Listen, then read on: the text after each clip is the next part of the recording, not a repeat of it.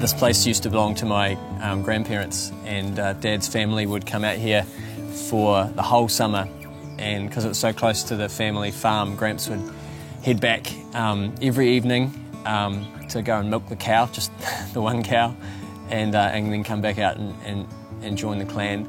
It was sold years and years ago and out of the family for like decades, and then Dad bought it back 5 or 6 years ago. And then just last year we kind of finally came out here and really set to and cleaned the place up and reclaimed it from the possums. But it used to just be 2 rooms in the middle there, an old like worker's hut from somewhere else that got bought here. And then somebody put the kitchen lean-to on one end and a bedroom lean-to on the back, and somebody built a veranda, and then my grandfather closed the veranda in to make a sunroom, and so all of the internal walls have got windows between the rooms, which is, you know, pretty funny.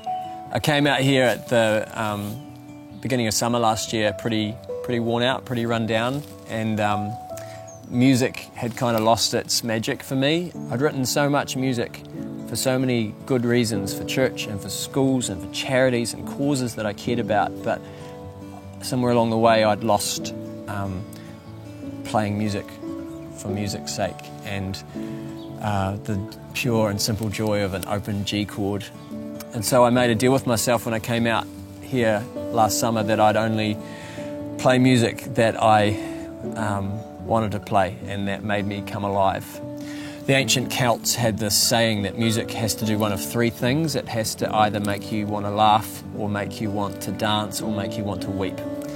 So when I applied that category, those criteria, I only had 3 songs that I could play at the beginning of the summer.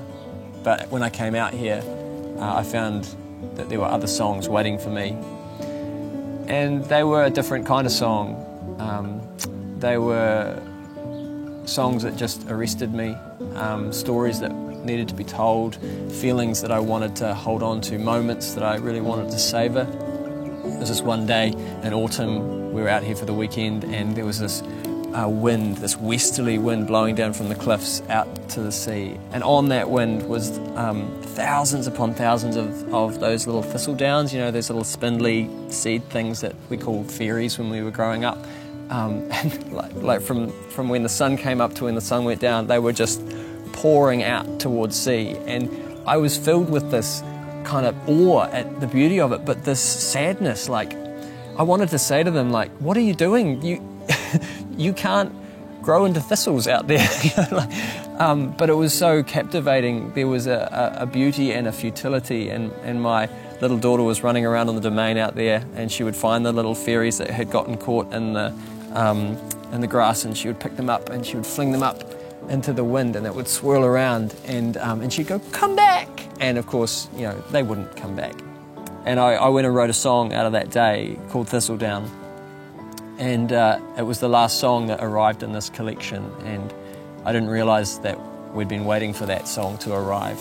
It was kind of like the last became the first, because it was almost like I'd been waiting for that song without realising it. It's a song about necessity and futility and grace and beauty. These songs have given back a part of myself that I thought I'd lost. And I really am looking forward to sharing them with you. I'm hopeful that you might be able to partner with me in doing that.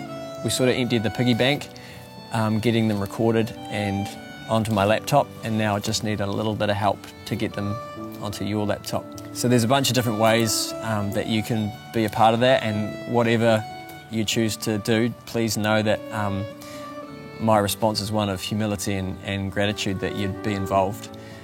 These songs have kind of been a soundtrack for me finding my way back to something that I thought had been lost, and I hope that for you that they might keep you company on a similar kind of journey.